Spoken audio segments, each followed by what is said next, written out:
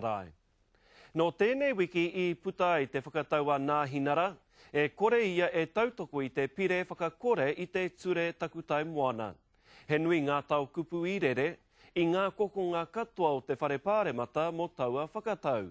Engari ko te uru paunamu, kua pēheatia o tātou takutai moana I raru I te mana whakahaere o te karauna. Ko te whakapaia ētahi, kāore te karauna I te tiaki pai I te taonga whakahirahira nei. Kei a ārana taumata te roa ngāke o ngā kōrero. Give us back our rights. Very sadly, it was a theft.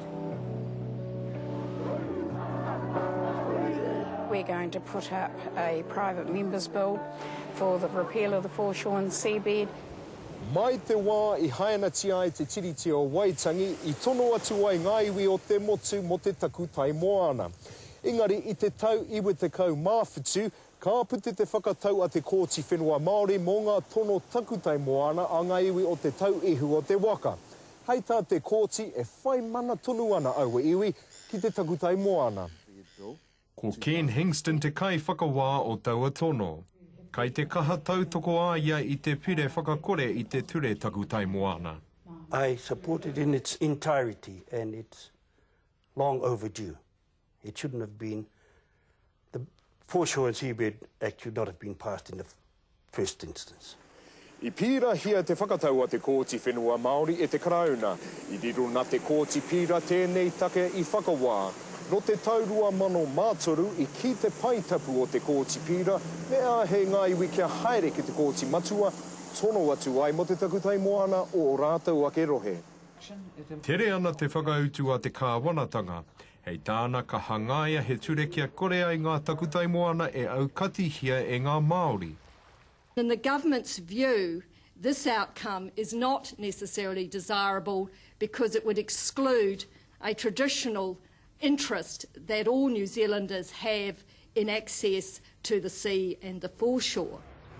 Engari kia ngai Māori kaore hoki he kiko o tērā whakapai.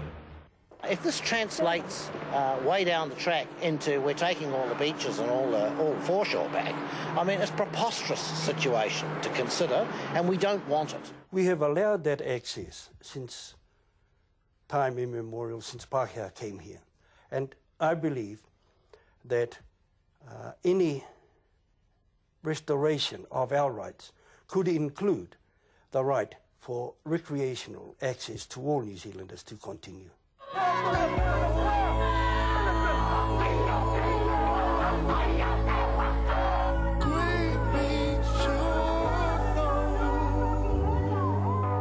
We thought that reason would prevail way back then, that we would get a judgment one way or another out of the Maori Land Court, and the due process would be allowed to proceed from there. We never expected to see it appealed and appealed and appealed the way it has, and then having come out the Court of Appeal, have to come out the Court of Appeal, then have this smoking gun of Parliament try to ride roughshod over everybody.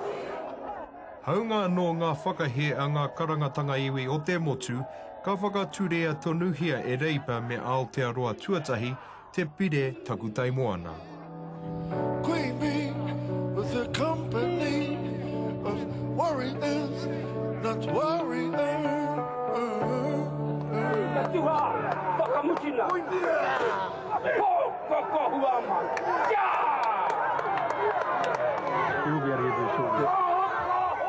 Ka puta ko te rōpū tō rangapū Māori. I ki taurangi ai te rōpū nei ki te ao ko tētahi o ana kaupapa matua he whakakore I te ture takutai moana.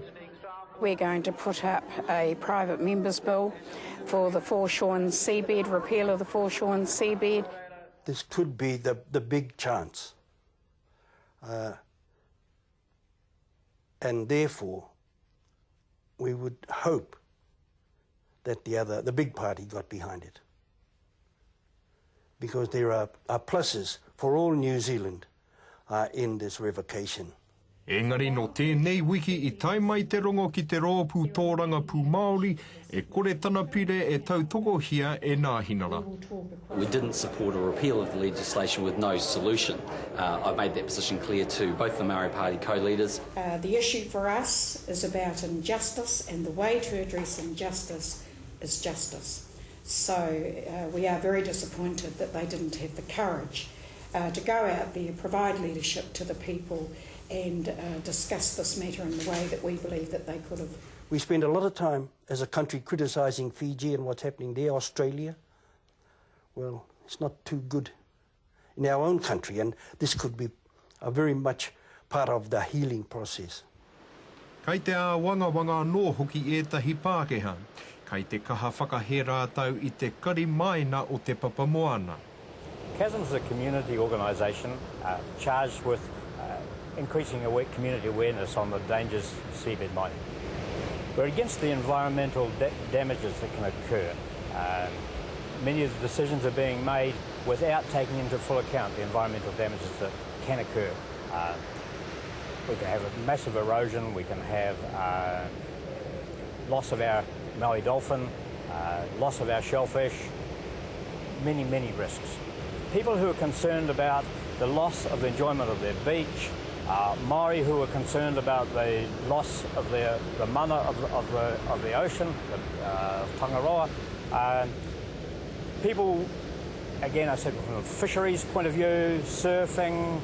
We had recreational fishing talking to commercial fishing, things unheard of. We had commercial fishing talking to surfers, unheard of in the past. Federated farmers talking to environmental groups, unheard of. So the issue is great concern. Engari kua whakai te kāwanatanga kia rūritia te tai hauauru o te ika a Maui e tētahi kaporeihana nui a Riotinto. We know that Riotinto are looking for iron sand, so it's the iron ore component, but included in that permit is titanium, which under an ilmenite, and zircon, which is used in abrasives. Riotinto have got probably one of the worst environmental records of any mining company in the world. In Australia, where Riotinto's own environmental watchdog, their own internal auditing, turned around and said that they had a lot still to do. They were destroying Aboriginal sites, they were destroying Indigenous people sites, and they could just do better. The Seabed and Foreshore Act was promoted on the claim that it would protect the seabed and the foreshore for all Kiwis. How do you see it? Very sadly, it was a theft. Hei te rā wiki ka hinga te pire whakakore I te ture takutai moana. Engari koia nei ngā neke hanga o te ao tō rangapū. Hei tā te rōpū tō rangapū Māori, a tōna wā ka huri te tai ki te tika me te pono. A year down the track, we'll put it back into the ballot. We won't give up on it. Talking about our home, let me see it.